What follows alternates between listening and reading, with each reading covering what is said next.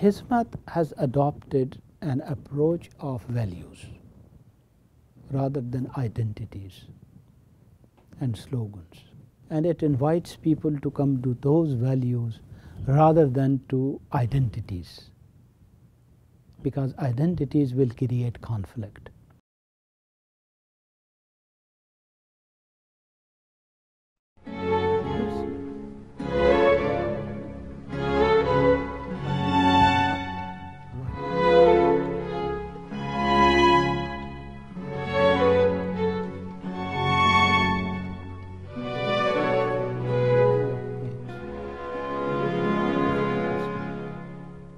Who am I, or what are the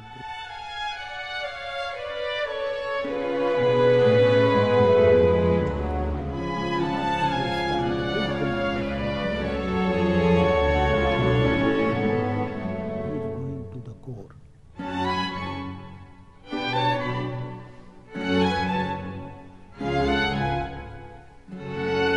My name is Inam al-Haq, and as you can see from my physical features that I am from South Asia, specifically from the country of Pakistan. That is where I was born and raised, and I received my education in various religious institutions and at the University of Karachi and at International Islamic University in Islamabad. I came to United States in 1982, and I taught introductory courses at Benedictine, at UIC, at Loyola, and currently my main job is at Elmhurst College, where I teach courses on Islam, and I am also Muslim co-chaplain, and I also work with Niebuhr Center for Faith and Action, which is our institute for social work and interfaith work. Hizmat has adopted an approach of values rather than identities and slogans. So Hizmat is not saying that here is only one group, if you join them then it is Islam, otherwise it's not. That is not what they are doing. What they are asking to every Muslim, that why don't you go back to the core of your belief? Why don't you look at the values of Islam and stick to them? So I think this discrete style of Hizmat is very good, and it makes them more flexible, and it creates possibility for them to work in a very different and sometimes very difficult environment, because they are not generating conflict. They are saying these are the values, these are the goals, and do you agree with us or not? And it invites people to come to those values rather than to identities, because identities will create conflict. Values will create relationship. Nobody can disagree with honesty, integrity, truth, knowledge, education, generosity, social justice, interfaith peace and harmony and relationship. Everybody can see the good in these values. But if I just shout Islam, Islam, Islam, then he will say, I'm Christian, I have nothing to do with you. Other will say, I'm Hindu, I have nothing to do with you. So it will necessarily create walls and boundaries. The movement has capacity to build relationship across the board, and that's very important. Okay, like I gave you example that now Pakistan has, I don't know how many, 25 or some Pak Turk schools. Okay, and they are highly popular in the country. I don't see any other Muslim organization in the world who could come to Pakistan and build a school, and that school should attract people. I don't see that. There are 22 Arab countries, okay, the whole Middle East.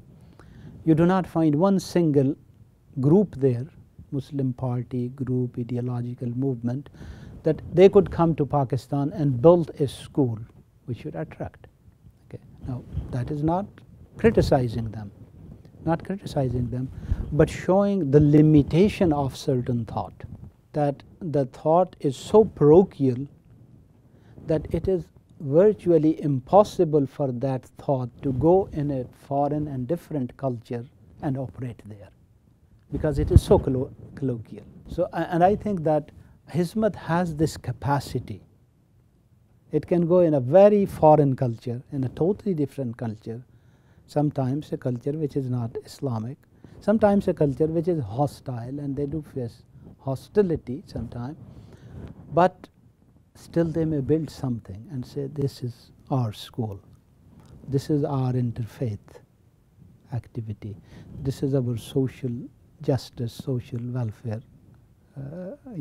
network. I think this is also based on Fathullah Gulen and Hizmat's long-term vision, because school really represents long-term vision, because whatever you are doing through school will not be seen today.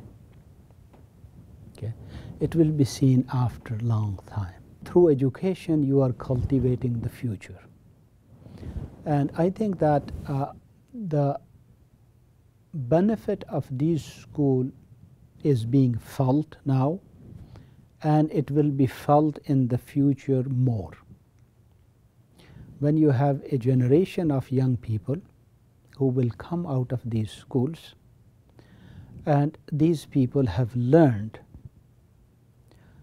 first of all, their capacity in modern sciences is not weak, so they harbor no inferiority complex, because they are well versed in modern sciences, modern technologies, and they have inculcated the values.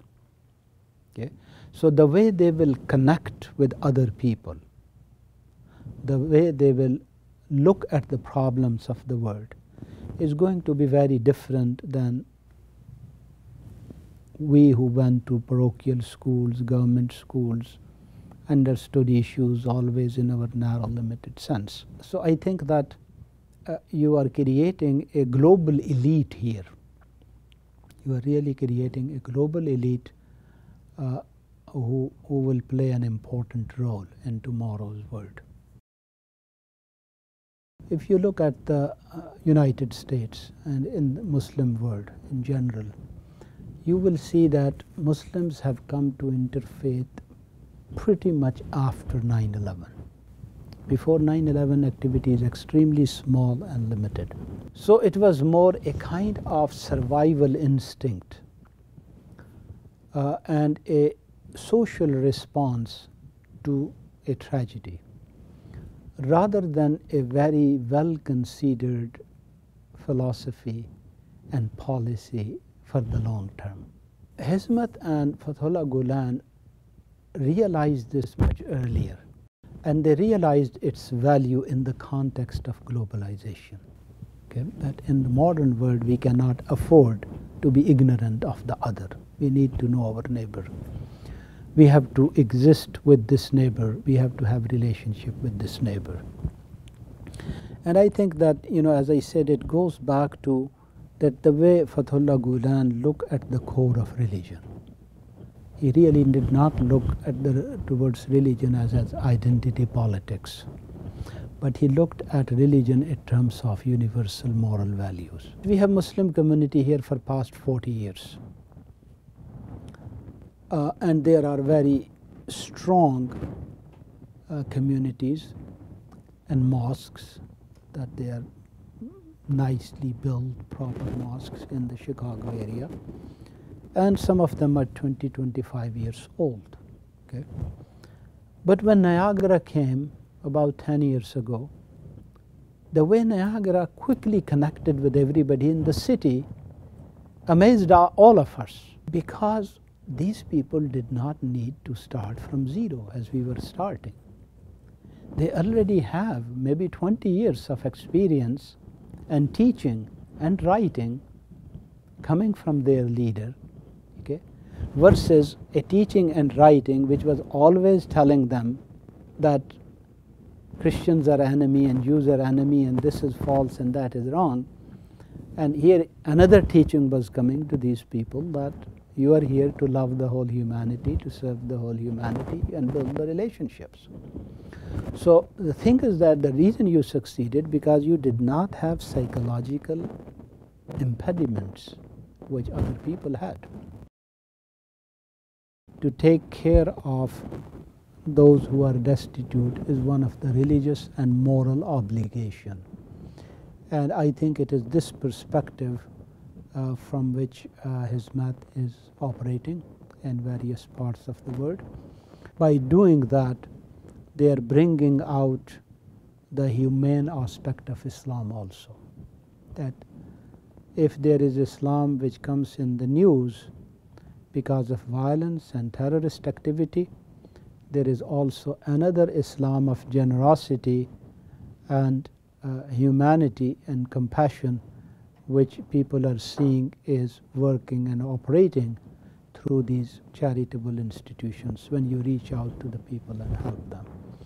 So I think it's very, very commendable job, and we are living in a world which is really broken and where we are facing two huge problems. One is natural catastrophes which are coming because of the ecological crisis which we have, and the second is human catastrophes. The wars, the civil wars, the sectarian conflicts, ethnic conflicts, which are also creating huge population of refugees, orphans, widows. So to take care of them is an obligation for everyone, and I think that Hizmat's work is commended in that respect. I'm not very familiar with the Turkish political scene because I don't study it or observe it very closely. But whatever little bit comes out, it shows a typical pattern of human capacity to go wrong, human folly, which always comes, which comes with success, which comes with power. Like there is a poor man, he becomes rich, and you see as soon as he becomes rich how his attitudes have changed. And now he is starting to insult everyone who was yesterday his friend, his relative. And so these are actually human follies which we always encounter. And as I said, that if man is not vigilant and very careful, he becomes the victim of that. And I find this criticism very, I should say, extremely unjust and mean-spirited, coming from very mean sentiments of human self, that you when you have problem with, even if you have problem with your friends, you don't act in a way as they are your enemies and ignore everything, that how in the past you worked together and you cooperated with each other. But again, this is the problem of power. This is the problem of power, that when some people get the power, it's hard for them to keep the balance. Muslim world is so deprived of good leaders and strong leaders that sometimes if some leader comes, people tend to give him an unconditional obedience and appreciation. Okay? We saw that in case of Jamal Nasser. We saw that in case of Saddam Hussein. We saw that in case of Gaddafi also in the 70s and 80s. And what happens that because of this hunger for a strong leader, sometimes the societies fail to see that the ultimate strength of society is not in the person but in the institutions. And it's very dangerous. Hitler was popular leader, and I hope and pray that Hizmat manages it with wisdom and with care, so that this enormous good which has been achieved and built, that it's not damaged. What Hizmat is doing here is, in my opinion, is very beautiful. What they are doing, that they are not creating the authority of clergy, but they are saying what are the moral principles on which Islam wants to build a society and community. I have experienced a Fatulan of an imam, deeply committed to his faith, deeply committed Muslim, that is helping the faith be real in this 21st century.